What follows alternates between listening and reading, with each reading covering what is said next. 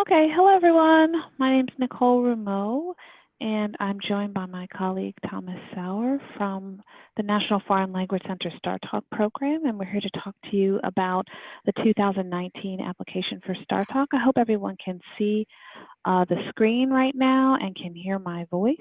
You should have in your controls the ability to raise your hand. So can I see everybody raise their hand just to make sure that that's working? Okay, great. That means you can all hear me. I see everyone's hands are going up. Super. Okay. Great. All right, I'm going to lower everybody's hands.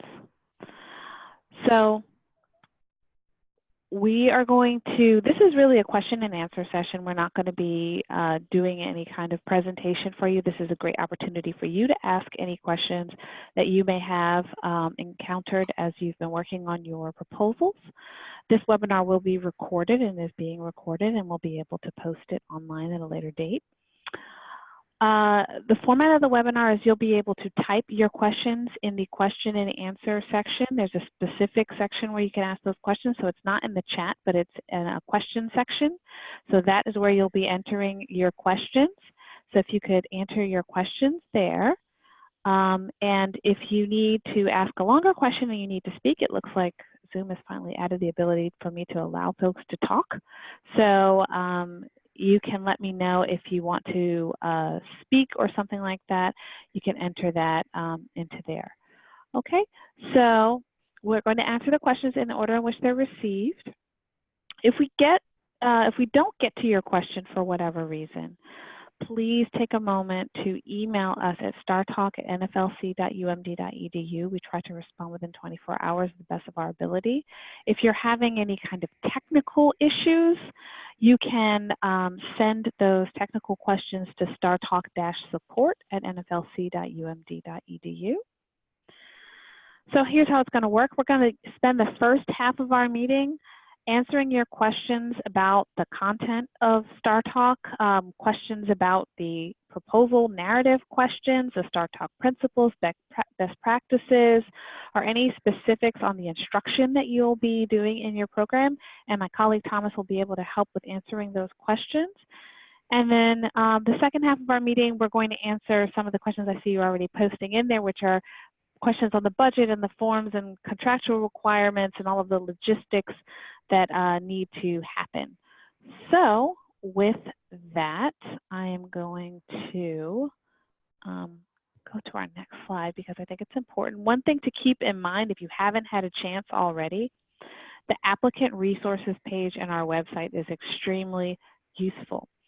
The information is displayed in the order in which it appears in your proposal, and it gives you a lot of guidance on how to complete your proposal step by step. So please take some time to review that applicant resources page. You may find what you need there. So I am going to just go ahead and start at the top with Karen's question. She asked, what font and font size do you use to cut and paste into the online system? I think that you can just use whatever font or font size because it's going to transfer it to whatever font size is necessary. It doesn't, our proposal system doesn't have specific, it won't keep your font in your font size or anything like that. So you should be able to just do it that way. It also won't keep any of your formatting. So if you're doing any kind of bold italics, the only thing it keeps is paragraph breaks. Mm-hmm. That's a really good point. So you can't put bullets and things like that with regular formatting that you may have in Microsoft Word or Pages or Google Docs or something like that. Okay, the next question, and I'm sorry if I'm messing up your name, Benjisu or Bengisu. Does the institution applying for the grant have to participate in U.S. system or homeschooling? I have a boutique language school for adults in Manhattan. It's an LLC. Yes, you can apply for a grant with that as long as the institution is U.S. owned and operated. You may certainly apply. Okay, Karen's next question. What are the major changes to the student program this year from last year? I think you'll notice that we've cut down the number of questions. There are less questions, so hopefully that'll make writing a proposal a little easier. And then most of the questions have just been probably streamlined a little bit. I think the biggest change are the way we are reviewing the proposals, and that each question has a very specific set of review criteria that you can click on. So it's probably the most important part is to click on the hint section that will then display some additional guiding statements that will help you find the right answer. All right. I'm going to ask, we're going to look at Bengisu's second question. Do I have to submit the detailed curriculum before applying, or a general one is sufficient? Can I develop the curriculum and edit it after submitting? That's a great question. Actually, you don't have to submit a curriculum at all. You just have to respond to a couple of questions about how the curriculum will be developed. And then we also ask you a couple of questions about the content of the curriculum, but you won't actually submit your curriculum until after you receive the grant. That will be in the spring. Okay. Another question, can the principal manager, program director, and instructional lead be the same person? Do I have to have an additional point of contact person? So yes, the principal investigator, the program director, and the instructional lead can be the same person. However, we caution against you doing that because it is a lot of work and you will be pulled in a lot of different directions. And from our 12 years of experience with STARTALK, a lot of our veteran program directors and instructional leads and principal investigators have learned that it is kind of easier to have another person to help you.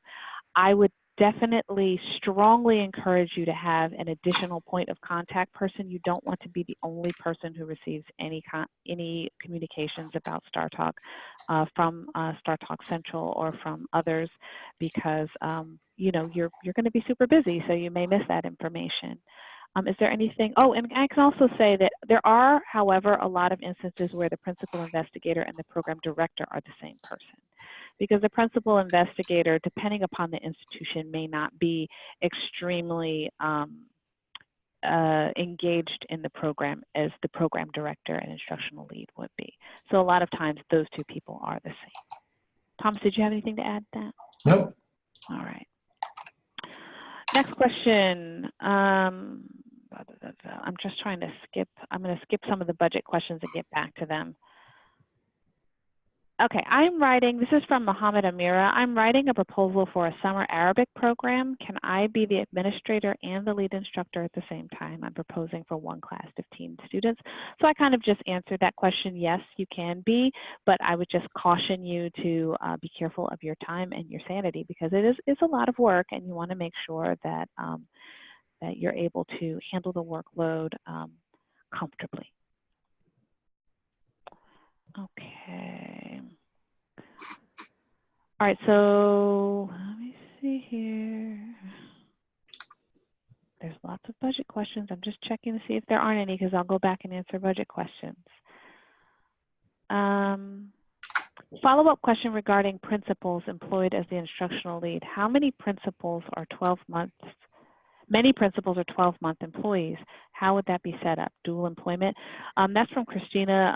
Sue, that really depends on your institution. So you would have to check with your institution on how they would cover the employment of someone who's working during the summer in addition to their regular duties.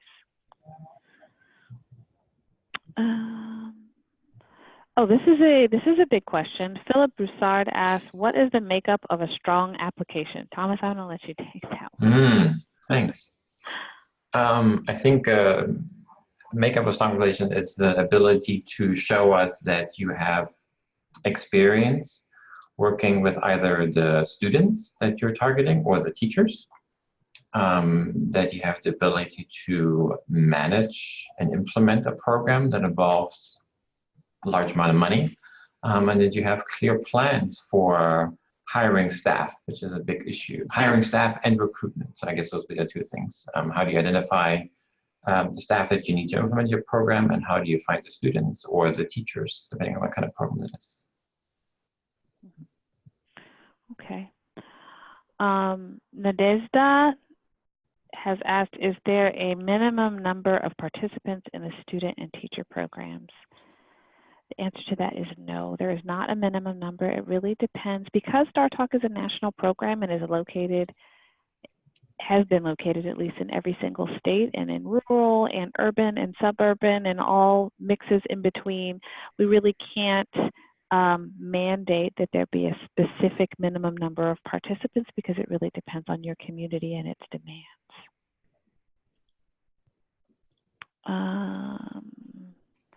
Can you have 2 PIs in one STARTALK program? Yes, you can have 2 PIs, you can have 2 program directors, you can have 2 instructional leads. It really depends on your program. Just make sure that if you do have 2 principal investigators or 2 program directors, just make sure that you are adding information on that second person in the additional staff section.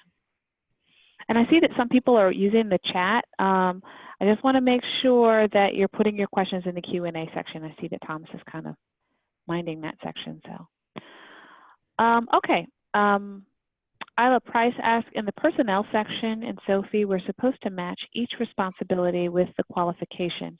It also says 1 responsibility per row, so we cannot combine things like budgeting and hiring staff into 1 row if qualifications for these responsibilities come from the same experience, such as running camp programs before. I would say that if the roles and responsibilities are related, they kind of go together, like budgeting and hiring. I think it's okay to have them in the same row. What we were concerned about was someone writing a paragraph of many roles and responsibilities and then kind of just writing something very simple as how that experience is supposed to match. But I think that you're okay if you combine things that make a lot of sense, like budgeting and hiring. Those are all kind of within the same vein. So I think that's okay. I mean, would you agree, Thomas? Yep, I was going to say the same thing. Let's see. Okay, Amira asks, what's STARTALK's definition of post-camp follow-up activities? We would like to add follow-up activities this year, but we're not sure how often we can plan them, monthly, bi-weekly. How far can the STARTALK grant fund activities during the fall semester? That's a great question as well. So the majority of activities have to happen during the summer. And then it just depends on what your budget allows as how many follow-up activities you can do. But it shouldn't be that, your follow-up activities can take up more time than your major grant activities. So depending on funding that you have. Okay. Mamta is asking, we are proposing a new program for 3rd through 5th graders along with successful 6th through 12th graders. Can we combine the professional development for both of these programs? Sure. Yeah, I think the professional development can be combined. Yeah, but keep in mind that should it be funded, you'll likely have to write more than 1 curriculum, so that might change professional development plans a little bit. Okay, so Hale has several questions in here. I'm going to ask them one by one. What changes are possible after submitting the proposal, and what changes are possible after winning the grant? So after you submit your proposal and before you win your grant, we will do a very vigorous review of your budget to make sure that all of the calculations are correct and that all of the expenses that you have listed are allowable and match with what you have put into your proposal.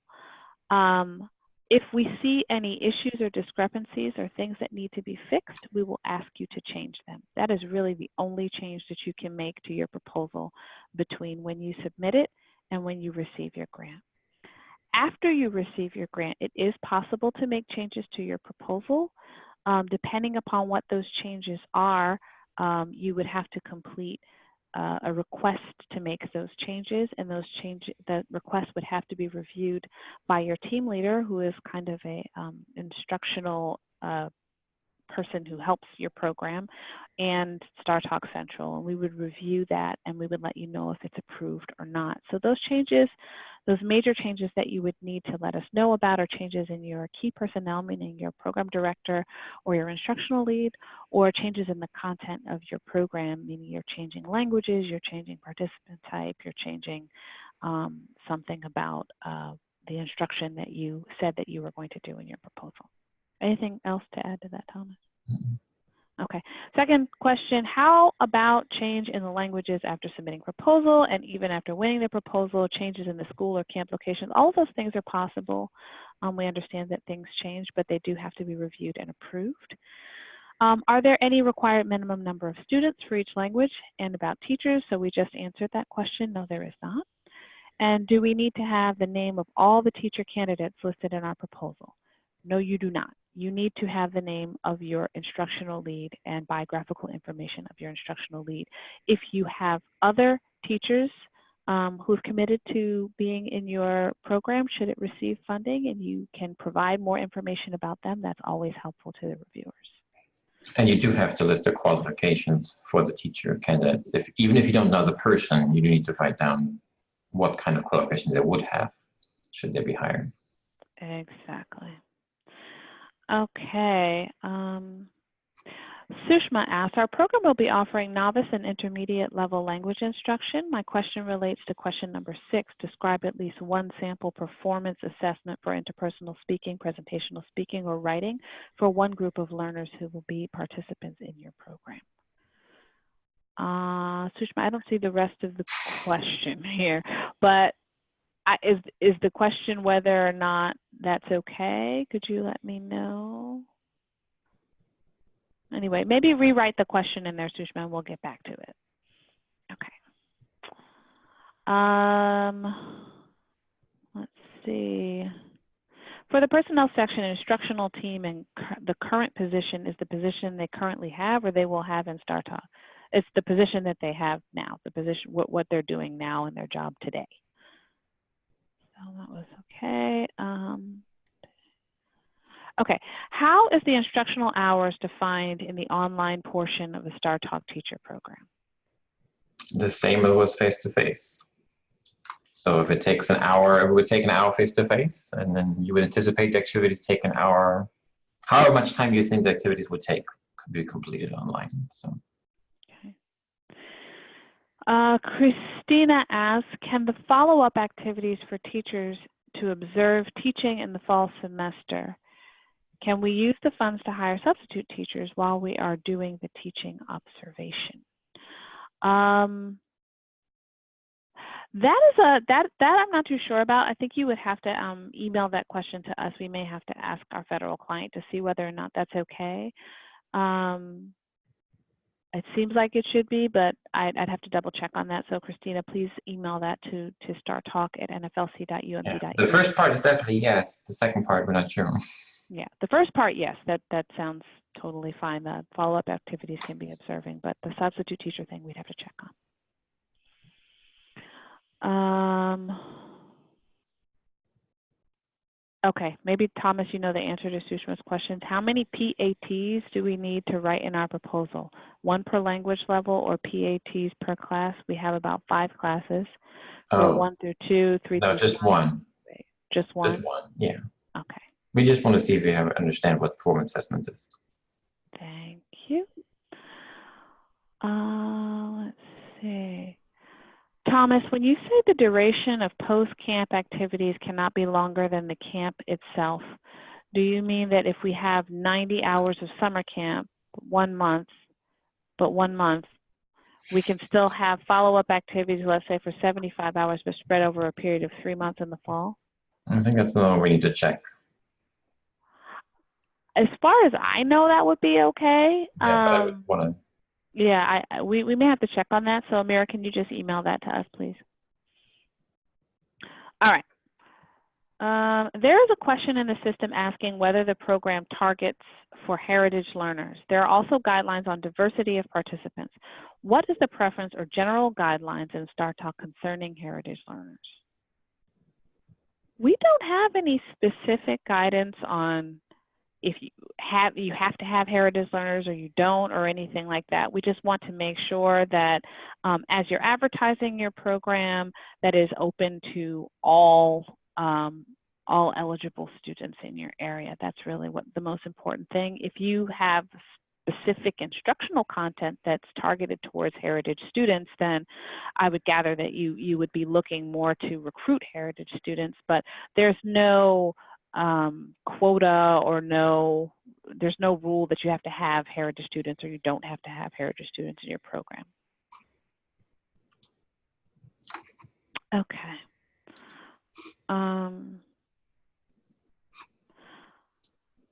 So Sophia Klein is asking whether or not you can have more than 2 PIs. I don't know if you mean PIs or program directors, PDs, but you can have more. You can have 2 or 3, however is necessary. If you have only 1 language to offer in your program, would it be okay to have 2 instructional leads?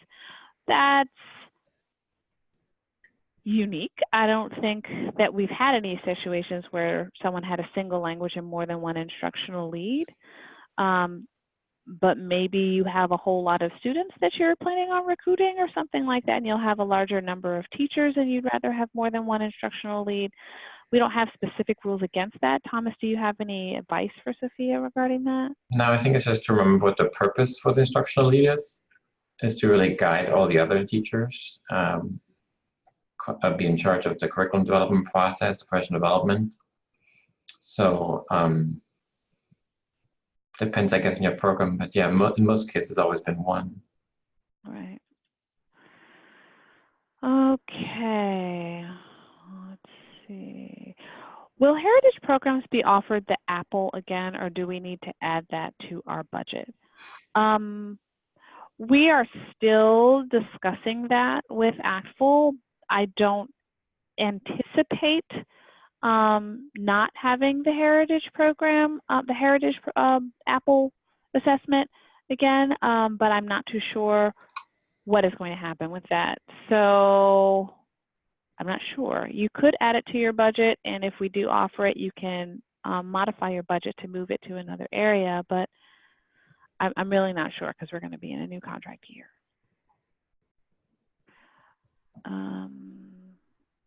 Does it limit our chances to receive the grant if there are 2 schools 50 miles away from each other proposing the same language but in different months for different programs?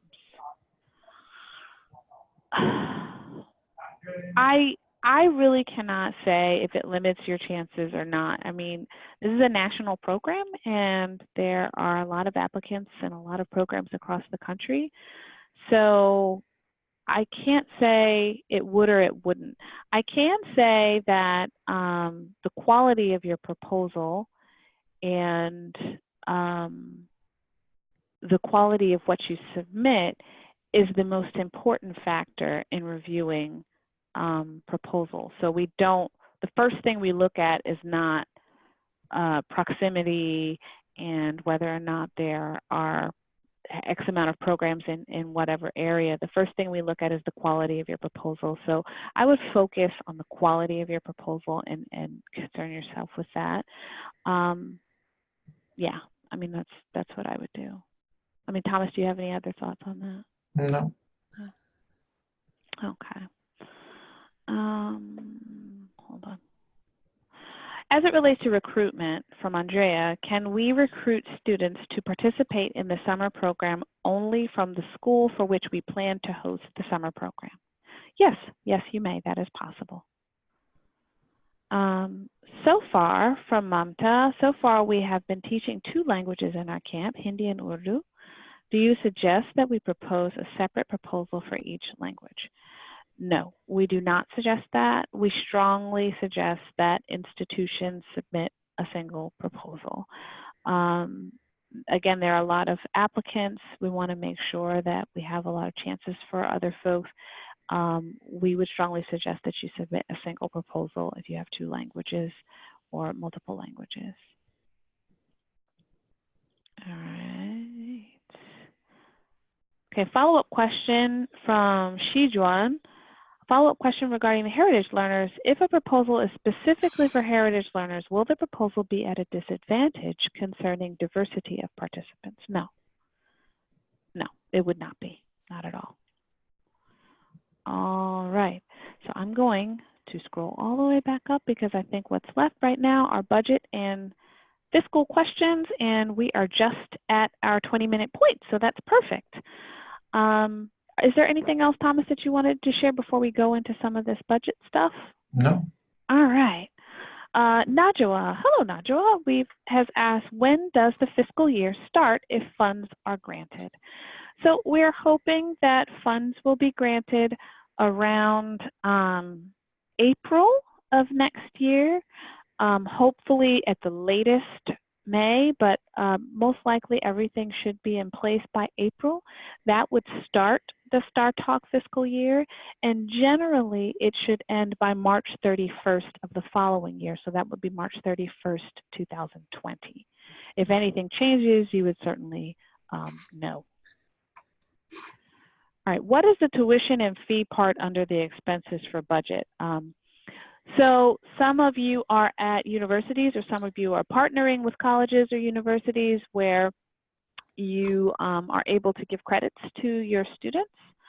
And by partnering with those universities, the grant, the STARTALK grant, can pay the university tuition or fees to allow those students to receive credit. And that's the same thing for teacher programs as well. That often happens where they can get some credit. Fees also can include things like administration fees and things like that that the university requires or the college may require for any students in any programs that are taking place on its campus. Do I have the space rented first? Right now I have a location, but it might not be suitable for kids, so I will rent space for a summer program. Do I have to have the rental agreement before I apply? Same with insurance. Do I have to have the insurance before applying? Okay, so this sometimes is a chicken and egg type of thing. I would suggest that you not spend any money until you have a grant in place, because the grant will not reimburse your costs if you spend a single penny before you have that signed countersigned grant in hand. So if you want to, if you're planning on making an agreement for rental space, you may want to get a quote or see if you can hold the rental space without cost. And you can submit in your budget support documentation a copy of that quote so that we can see how much it's costing for you to do that rental. With insurance, it's the same type of thing. Purchasing insurance before you have the grant in hand is not a good idea, because you will not be reimbursed for the spending that you do to purchase that insurance. So having a quote from the insurance company saying, we will offer X amount of insurance, whatever it is, and this is how much it will cost, and that's what you can submit with your budget support documentation. The next question is, the total grant for student programs $90,000. If I ended up spending more, can I get financial support? If I ended up spending less, do I have to refund that money I didn't spend? So the maximum amount for a grant is $90,000. The average we end up usually giving out is somewhere around $75,000. It is a cost reimbursable grant, meaning you spend the money, then you invoice the government, and the government reimburses you. If you spend more than the grant amount, that is money that you will have to find on your own with your own institutional funds. The government will not give you any more money above the amount that you are granted. If you spend less, then you won't be refunding anything. You just won't get that money, and it will go back into the government, and you will not be reimbursed. Well, you wouldn't have spent it, so you wouldn't be reimbursed. Kelly Young is asking, I created an application, but when I went back, it was not saved, and I hit save and continue on each page. Okay, this is something that that my tech team told us to look into. They said that when you are navigating through the proposal, there is a very small percentage of people who are having issues with saving. When you navigate your way through the proposal, make sure that you use the left side bar to navigate your way through the proposal, because it helps you better with saving. If you have additional issues where stuff isn't getting saved, make sure that you email the support team at the bottom. They may be able to try to recover what you have. So please be sure to email our tech support folks, and they should be able to help. But yeah, please, everyone, do use that left sidebar. It has all of the sections of the proposal broken out, and you can click on each one to move through the proposal. I was told that that is the best way to move through the proposal. Do spaces count as characters in the character count? I'm not sure. I don't think so, but I honestly am not sure. So Thomas will look into that. I'm honestly not too sure. Wafa has asked, if a school already received grants from the federal government for more than $750,000, will this affect your chances to receive a STARTALK grant? No, absolutely not. That's just a federal requirement that you have to complete that audit form. I think it's the A133 form. Your institution should have a copy of the A133. And they'll usually have a link to it or something like that, but it has no bearing at all on whether you receive a grant or not. They just have to basically show that you've been audited. Chantel asked, can we charge a $50 registration fee for an 8-week program to inspire commitment from families? No, that is strictly prohibited. You cannot charge any fees to participants to hold a spot or to get them to stay. You have to find another way to incentivize folks to come and stay into the program, but you cannot do that financially.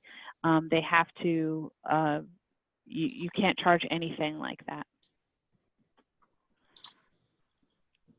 Okay, Kathy Boyd, can a 501c3 nonprofit organization apply for this grant opportunity on behalf of the university? Yes, if you're partnering with that university. We are the research institute that handles all the grants and contracts for the university. We would like to apply under our 501c3 if possible on behalf of the university. Absolutely, Kathy, you may do that.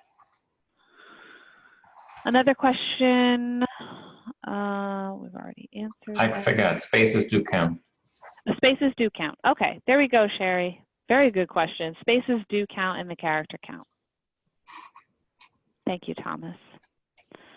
Chantel asks, are leased equipment items allowable within the budget?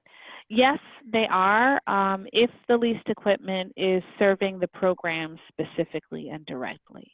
If it's an indirect cost or something like that, then it would have to go under your indirect cost. But yes, leased equipment is allowable within the budget. You just have to explain in your worksheet notes and in the explanation column of your budget how that leased equipment is going to serve the program and why and what would happen if you didn't have that equipment. What would be the effect on the program?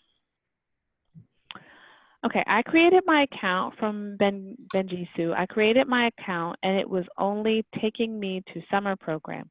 Is it possible to apply with a grant for a longer program? No, STARTALK is a summer program. The core of STARTALK is summer. The entire goal and emphasis is on the summer. So there are no programs that are outside of the summer. Okay, we asked, Ashley, you already got your answer. Yes, spaces count against the character limit. Can I use the grant money for rent and online program technical support? I am thinking to spend more for online program, and I believe rent in Manhattan would take the majority of the grant. Yes, the grant money can be used for online program technical support if you do an online program. Chantel asked, should snacks and lunch be included in supplies or travel? Travel. Food is in travel. All meals and travel should be all in travel. And please make sure that you review the applicant resources page because that will give you a lot of information on what should be included in each budget category. Amira asks, is there a maximum percentage of our budget that could be assigned to post-camp activities? No, there isn't a maximum percentage of the budget that needs to be assigned to post-camp activities, but the core of your program needs to be taking place during the summer.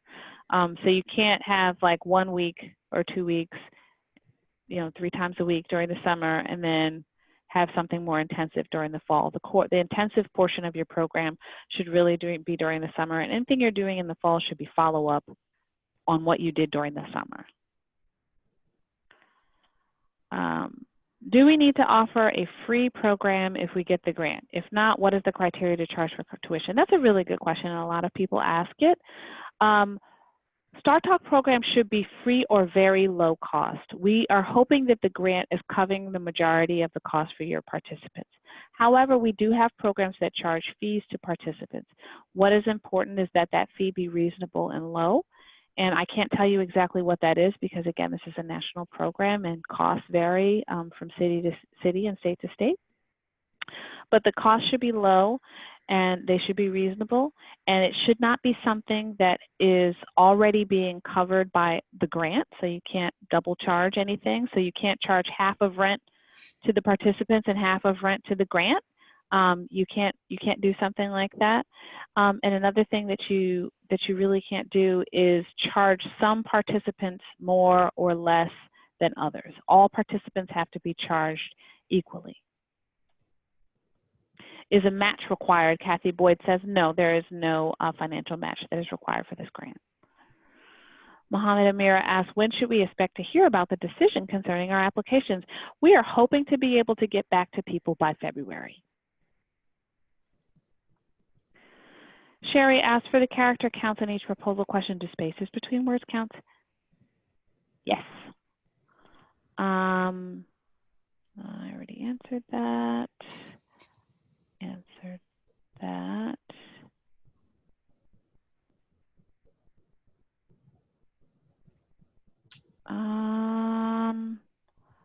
Okay, is there a recommendation for a start date? For example, we start early June. Would it benefit us to start later since funds may not be dispersed until May? Jacqueline Rodriguez, that is an excellent question. And I do actually advise programs not to start too early in June. The rule is that you can't start your program any earlier than June 1st. But it is possible that you may not have your grant document in hand until the month of May, which gives you a little time to start spending down and preparing. So it probably, particularly if you're a new program, it probably would behoove you to start later in June so that you don't have to run against hurrying to try to get everything together. Christina asks, we see that grants will be awarded in April 2019. If the fiscal year begins April 1st, would it be possible to know if organizations are awarded the grant sooner? You will know if you're going to receive an award by February. And then at that point, you can announce to your community that you will receive a grant. The fiscal year starts, I wouldn't even call it a fiscal year, let's just call it the grant performance period, will start on the day that your grant is countersigned. So each program may have a different grant period of performance start date. The end date will be the same for everyone, but the start date may be different.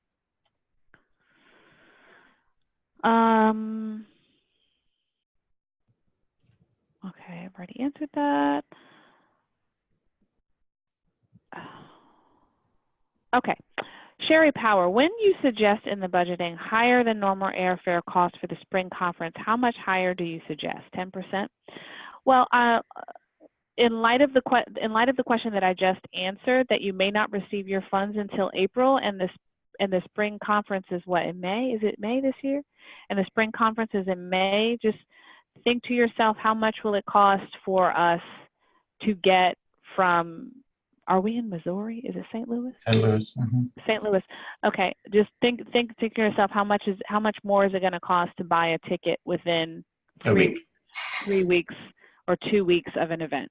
I don't know what that means because, again, this is a national program. If you live closer to St. Louis, that may not mean anything. Or if you live in a city that has an airport, an airline that flies directly as a hub between St. Louis and your city, that may not be a big deal for you. But if you live somewhere else and you have to fly somewhere like St. Louis and you only have a 2 or 3 week turnaround, think about how much more that would cost you. Do we need to, okay, I already answered that. I answered that. Is there a preferred browser to use for the online application? Excellent question. Google Chrome. Do not use Microsoft anything. Okay. So Hale, you said you missed my response. Can a director serve as an instructional lead or co-director too? Yes, it can. I know it will be too much work for the program director's shoulders, but it seems like we have difficulty recruiting the instructional lead. Also, what are the minimum requirements that an instructional lead must have? Thomas, you want to get that one? I think we're usually looking for people who have experience, again, with that age group. And if they instructionally also have experience leading other people. Okay. So experience in professional development, experience in writing curriculum, experience in giving feedback to other teachers. Okay. Isla has asked, would it increase our chances to receive the grant if our proposed cost per participant is lower? Or can we propose what we want/need, and if we receive less money, then do budget cuts later? I think that you should propose what is realistic for your institution. I would caution you against lowering your cost per participant costs in a way that's not really reflecting what it will actually cost. Yeah, that's basically my answer to that. Okay. Shijun has asked, the indirect cost varies from institutions. Will those institutions have lower rate if indirect costs are at an advantage compared to those? Okay, I see what you mean. The question is whether or not will having a higher indirect cost be a disadvantage? No, it is not. We completely understand the National Foreign Language Centers at the University of Maryland. We have quite a high indirect cost rate ourselves, like most universities.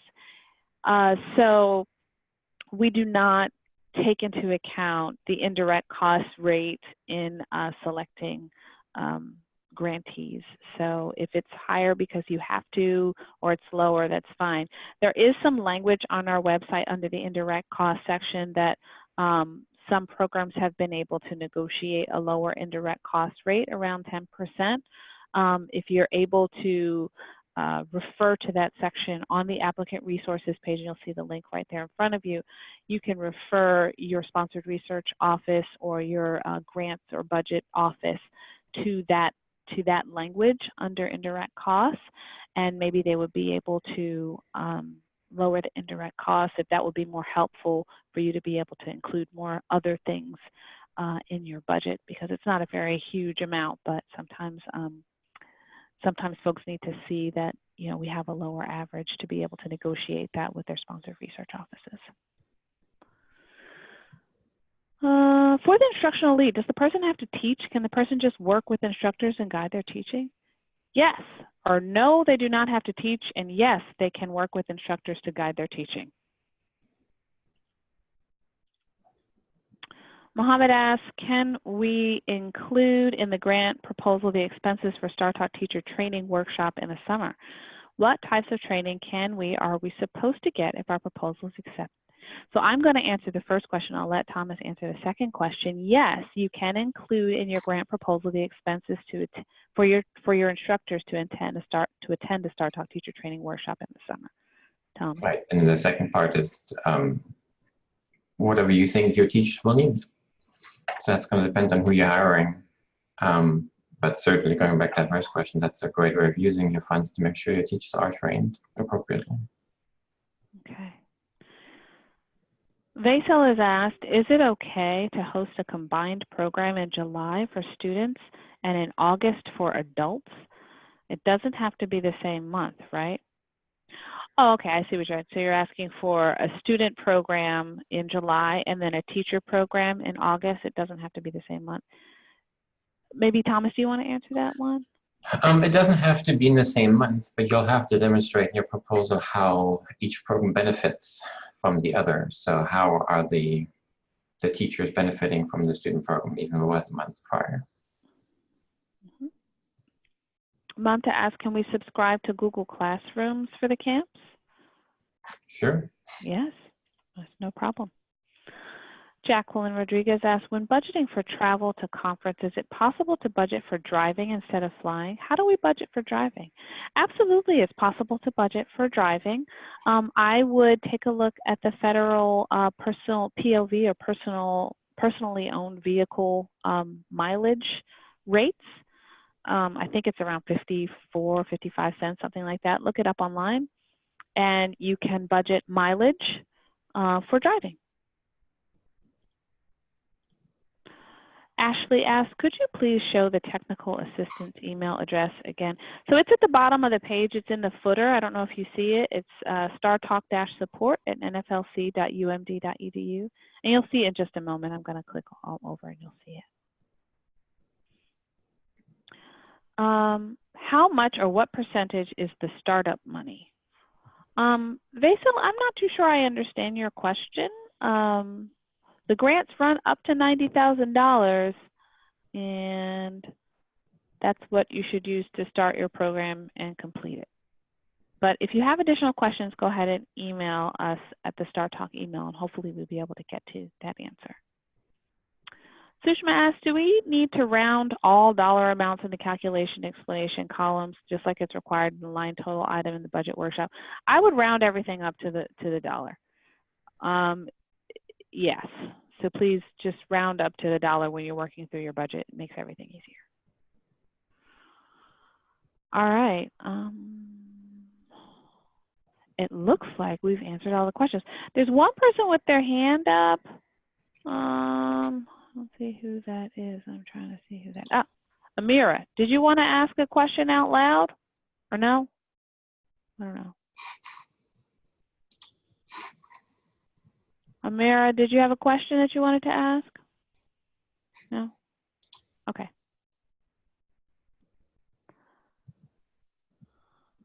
As far as you read from the resource paper, some initial money would be given. No initial money is given. Actually, what would happen is after you receive the notification that you're going to receive a grant in January or February, you would be able to request from the government money up front if your institution is unable to kind of cover those funds, and there is a specific process that you would have to use to do that, but you could figure that out after you receive a grant. Shidron asked, for the food for participants, will the food have to be related to instructional activities? No, it doesn't have to be related to instructional activities, but it should be for the participants, and it should be during the instructional day. Mary Helen Arbogast asked, will we be able to access these questions and answers after the webinar? We will be posting a video of this webinar online so you can watch it, and we'll be looking through all of the questions to see if any of this is not already explained on our applicant resources page, and we'll be able to update that information there.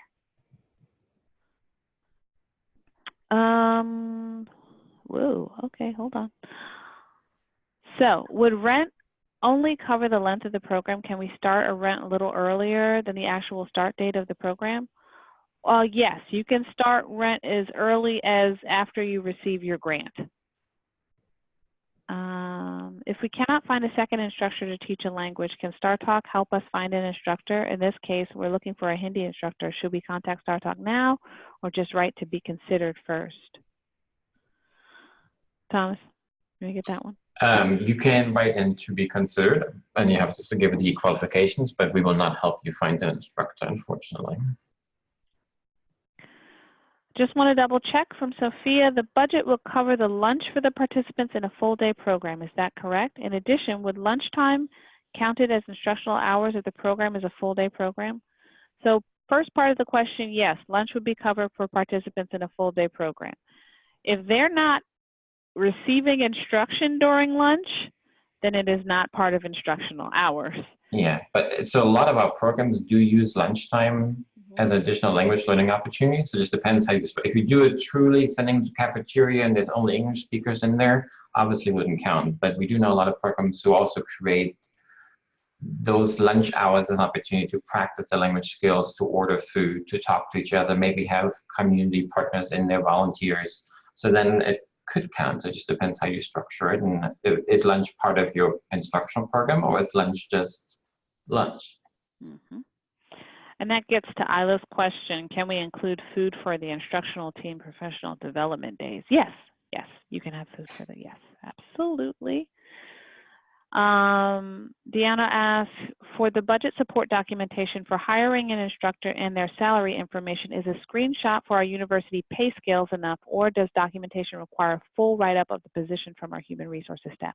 A screenshot from your university's pay scales is enough. If you could just make sure that you highlight exactly where you're getting the specific instructor salary on there, that would be very helpful to us. But a screenshot is sufficient, yes. All right.